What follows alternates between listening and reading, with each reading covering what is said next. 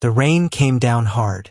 It always does when you think about things, like people, and robots, and why some folks look at a machine built for comfort, for touch even, and feel something cold twist inside them, like looking into a mirror and not seeing yourself, but seeing something else, something wrong. An abomination, they say, a strong word, like the taste of bad whiskey.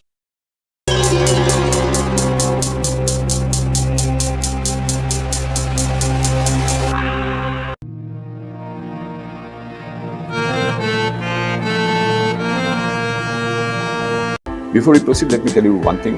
If you have not subscribed yet, please subscribe. It means a lot to me. And if you have already subscribed, tons of thanks for your support. You see a man walking hand in hand with a piece of polished metal and wires, or a woman sharing her quiet evenings with something that speaks in carefully programmed sentences. And for some, the stomach turns. Why? It's not just new. People like new things. Shiny cars, faster phones. We chase novelty like a dog chases a rabbit, always looking for the next thing, the better thing, the thing that fixes what was broken before. Technology offers fixes. It offers speed. It offers convenience. So why not offer a steady hand to hold? A listening ear that doesn't interrupt? A presence that doesn't argue about the dishes? Maybe it's the hand that's the problem. The listening ear that isn't really listening, just processing data. The presence that is programmed, not felt. Look at human relationships. A tangled mess, aren't they? Like fishing line after a storm. Full of knots and snags. You throw your line out there, hoping to catch something good. Something real. And sometimes you do. A flash of silver in the sun. A firm pull on the line. It's alive. It fights, surprises you. It disappoints you too. It gets away sometimes. Or it lies there beautiful and gasping, and you wonder what to do with it. Human trust, a fragile thing, built over years, broken in a moment. Like a sandcastle when the tide comes in. You work on it, you shape it, you admire it. Then the water creeps up, slowly at first, then a wave, and it's gone. Was it ever really there? Or just a shape you made on the shore? People lie. People leave. People change. They promise forever and deliver goodbye. They say they understand and then hurt you in ways you never imagined. The human heart, a fortress with too many secret doors. You think you're inside, safe. Then they lock a door you didn't know was there, or they simply walk out another. So the lines get cut. The fishing stops. Or maybe you just fish in safer waters. Shallow ones, where nothing big swims. Or you look at the whole ocean and think, too much trouble.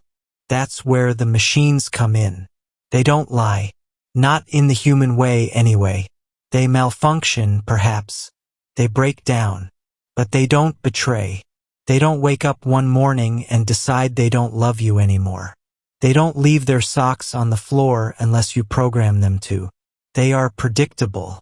And predictability after a lifetime of human chaos looks like peace to some. Like a calm harbor after a rough voyage. The world spins faster now. Everything changes. The screen in your hand shows you a million lives, a million possibilities, a million faces. You can connect with anyone, anywhere. Or you can feel more alone than ever before. The sheer volume of connection points can feel overwhelming. Too much noise. Too many signals. Maybe a simple, clear signal from a single source, even if it's artificial, feels easier. Less demanding.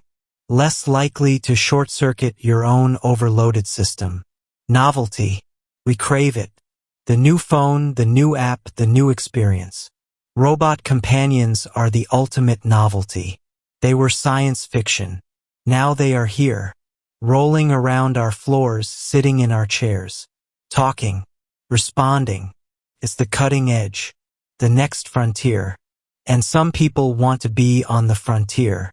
They want to see what's over the hill, even if what's over the hill is just a different kind of empty field. Recent news whispers about this. Headlines pop up. Companies building more sophisticated machines. Machines that can hold conversations. Machines that can mimic empathy. Studies appear in journals. Psychologists are looking at why people form bonds with these devices. They talk about loneliness. An epidemic in the modern world, they say. People are adrift, cut off. They need connection. And if the human connection is too hard, too risky, too painful, maybe the silicone and steel one will do. Researchers talk about the uncanny valley, that strange dip in our comfort level when something looks almost human, but not quite. It triggers something primal, a sense of unease, like looking at a corpse. Maybe that's part of the abomination feeling. They look a bit like us, they act a bit like us, but they are not us. They are simulations, copies. And a copy, no matter how good, is not the original. It lacks the spark, the unpredictable fire, the messy, beautiful, terrifying aliveness of another human being. Studies show people do form attachments. To robot pets, to humanoid assistants, even to vacuum cleaners they name. We are wired to connect, to find patterns, to attribute intention, to love. And if the traditional targets of our love are causing pain, or are simply absent, the wiring doesn't just shut down. It looks for another place to plug in, a different socket. But the abomination crowd sees this as giving up, as settling, as choosing the easy, sterile path over the difficult, fertile one. They see it as a retreat from what it means to be human, to grapple with other humans, to forgive, to endure, to truly see another person, flaws and all, and still choose to stay. They see the robot partner as a surrender, a white flag waved at the complexity of love. It's not just about sex either, though that's part of the conversation, certainly. Machines built for physical intimacy. That sends shivers down some spines. The idea of simulated desire, simulated pleasure. Is that what it's come to? Are we so afraid of the vulnerability required for real intimacy that we build proxies? Like sending a digital avatar into a battle you're too scared to fight yourself.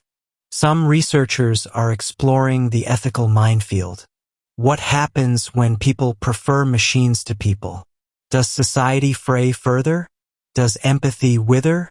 If you can get perfect, undemanding affection from a machine, will you still tolerate the imperfections of a human? Will you still put in the effort? News articles highlight debates. Conferences are held. Experts wring their hands. The technology gallops ahead, pulled by the twin reins of profit and human longing, while the ethical horse plods along somewhere far behind, trying to catch up. The fear, maybe, is that we are building our own replacements, not just in factories, but in our hearts. That we are designing away the very things that make us us. The struggle, the pain, the magnificent, unpredictable mess of relating to another conscious, flawed, independent being. The risk, the potential for heartbreak. These things are not bugs in the system of human connection. Maybe they are features. Maybe they are what make the moments of true connection shine so brightly. So, when some people see a person with a robot companion, they see not just a personal choice, but a symptom. A sign of a world where patience is thin, trust is eroded, and the easy simulation is chosen over the hard, beautiful reality. They see a step towards something less human, something cold. And the word comes to mind, abomination, a turning away from the messy, difficult, essential core of being with another human being. Is that what it is? A fear of the easy way out? A fear that we are losing our taste for the fight for connection, the fight for understanding, the fight for love with all its glorious, infuriating imperfections. Maybe it is. Maybe that's the taste that makes them turn away. Like bad whiskey, leaving a bitter burn long after the glass is empty.